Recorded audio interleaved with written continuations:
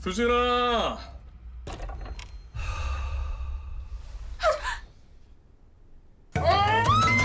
남자 둘을 데리고 사네?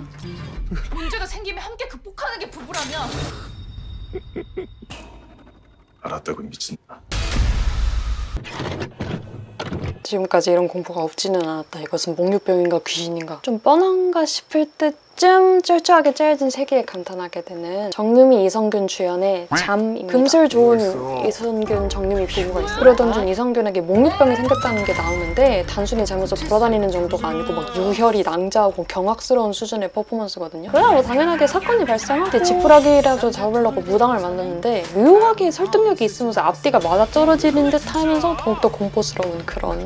알았다고 미친다. 이 영화는 총 3장으로 구성이 되는데 그에 따라서 공포가 점층적으로 구성이 그래서 됩니다. 각 파트마다 주목해야 할 공포의 성격이 다르지만 정말 처음부터 끝까지 탄탄하게 코스가 짜여져 있습니다. 간략하게 제가 감탄했던 지점들을 한번 정리를 해볼 건데 원래 저는 거의 스포 없이 리뷰하는 편인데 이 영화의 장점을 말하기 위해서는 좀 불가피한 먼저 것 같습니다. 1장 언제 어떻게 발현될지 모르는 데서 오는 미지의 공포. 단역 배우로 쫌쫌따리 활동 중인 이성균이 슬슬 꿈을 접어야 되나 고민하는데 그런 남편의 연기를 세상에서 제일 좋아하면서 응원하는 대기업 팀장인 정유미가 있어요. 그런데 어느 날 남편이 자다가 그냥 일어나가지고 중얼중얼 하더니 다시 자는 거를 아내가 보는 거예요.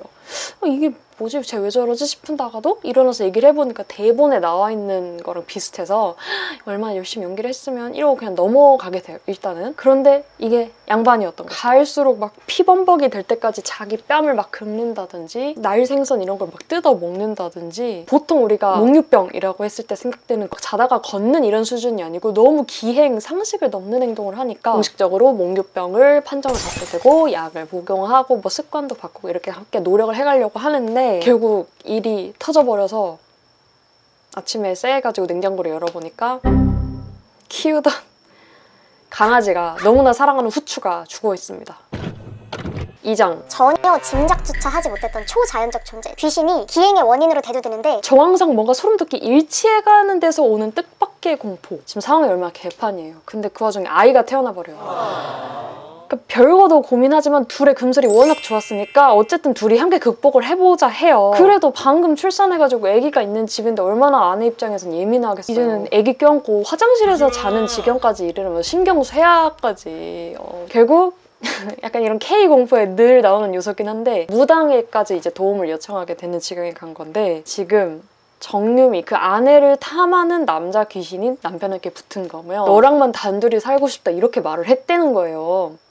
아 잠깐 좀 더운데? 전 남친들 인스타 같은 거 뒤져보면서 막 이렇게 찾아보는 와중에 알게 된 사실이 있었는데 남편이 그 처음으로 자다가 말한 거 본 날에 아래층에 새로 왔다는 아줌마가 와가지고 좀 층간소음 조심해주세요 이러면서 말을 했었거든요. 근데 이제 그 둘은 뭐 그러거나 말거나 그 아래층에 사실 진짜 시비 막 걸고 성희롱하던 이상한 할아버지 있었는데 이제 없다니 잘됐다 뭐 이러면서 좋아하기만 했었어요.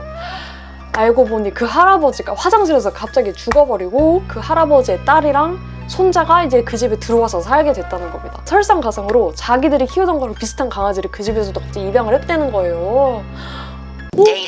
그렇다면 그 무당이 말했던 남자 귀신, 즉 정유미를 탐하고 있다는 그 남자 귀신이 전 남친 막 이런 애들이 아니고 그 할아버지가 아닐까라는 공포감에 처했던 아내는 미쳐버리게 되고 부적 같은 거에 더 의지를 하게 되고 결국 남편을 실질적으로 공격을 하게 되는 상황에 처합니다.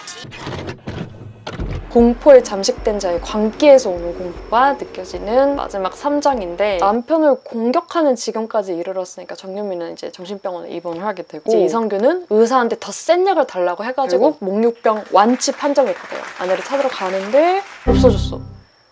이렇게 돌아다니다가 집에 왔더니 집이 개판이 난 거야. 그러니까 틈 하나 없이 부적으로 이렇게 도배를 해놨던 거예요. 집안 꼬라지가. 남편을 소파에 앉히고 대기업 팀장이 짬바를 발휘해가지고 이제 PPT 발표를 시작합니다. 그러니까 말로 설명하기가 조금 웃긴데 그 상황에서도 솔직히 보면서 좀 웃긴데 그녀의 논리인 즉슨 귀접, 즉 이렇게 빙의하는 그런 거의 증상이라든가 시간적 맥락 등을 고려를 했을 때 남편의 아래층 할아버지 귀신이 붙은 게 거의 99.9%라는 거예요. 이제 겁에 질린 남편이 그래서 뭐 이제 어떻게 해야 되냐고 물으니까 오늘을 놓치면 이제 우린 평생 그 할아버지랑 같이 살아야 된다라고 말을 하면서 결혼간 남편을 보면서 할아버지한테 직접 말을 하듯이 막 소리를 쳐요. 당신이 어떻게 내 집안을 망치려고 들어도 나는 절대 지지 않겠다. 냉장고를 여니까 그 강아지 있잖아요. 후추가 죽었던 자리에 그 아랫집 강아지가 똑같이 죽어 있어요. 그걸 보고 이제 남편이 화장실에 가서 구토를 하는데 욕조에 보니까 그 할아버지 딸이라고 했던 아랫집 아주머니가 묶여 있는 거예요. 손발이. 아내가 할아버지를 향해, 그러니까 즉 남편을 향해 당신이 내 강아지 죽였으니까 나도 니네 집 강아지 죽일 거고 당신이 내 딸 건드리려고 하면 나도 니네 딸 건드리는 거다. 한번 맞짱 떠보자. 한번 갈 때까지 가봐. 근데 여기서도 약간 할아버지가 화장실에서 죽었다고 했는데 구토를 하러 간 남편은 화장실에 갔단 말이죠. 이건 약간 오버하는 건가? 요상하게 뭔가 이어지는 듯한 정황을 보여주면서 긴장감이 서서히 조성이 되면서 그 와중에 진짜로 아래층 아주머니를 죽이려고 하는 거예요. 남은 시간은 단 5분이야. 여기서 문제. 남편은 대체 어떻게 해야 될까요? 남편은 거기서 자기가 제일 잘하는 것, 제일 자신 있어 하는 것을 하게 됩니다.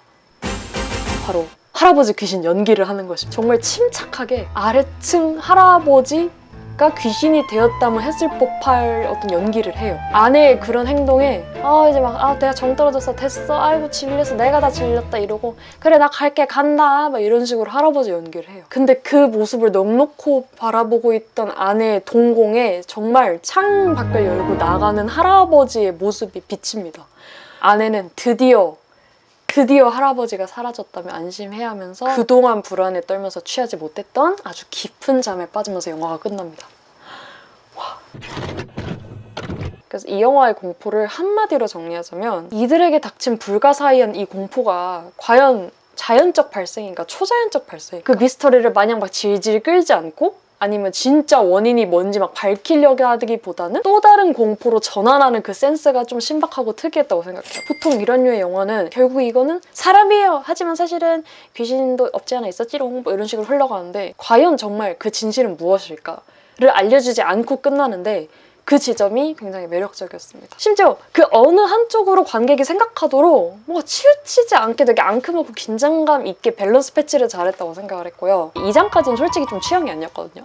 이거 한 갈 정도라고까지 솔직히 생각을 했는데 3장에서 밸런스 균형이 너무 좋으니까 흥이 막 나는 거예요. 굳이 뭐 아쉬웠던 점을 꼽자면 이게 수위가 15세 심의 받을 정도인가? 그리고 개인적인 취향이지만 대사 티키타카가 조금 아쉬웠어요. 근데 뭐 그런 매력을 두드러지게 강조하는 장르는 아니다 보니까 네, 그래서 정리를 해보자면 총 3장으로 구성되어 있으며 점층적으로 확장되는 공포가 좋았다. 뭔가 유기적인 인상의 어떤 구성, 재밌었다. 딱 이만한 스케일에서 나올 수 있을 법한 최대한 적절한 강렬한 참극이었다. 취향은 아니었는데 이 구성이 정말 너무 잘 만드신 것 같아가지고 할 말이 이렇게 많아졌네요.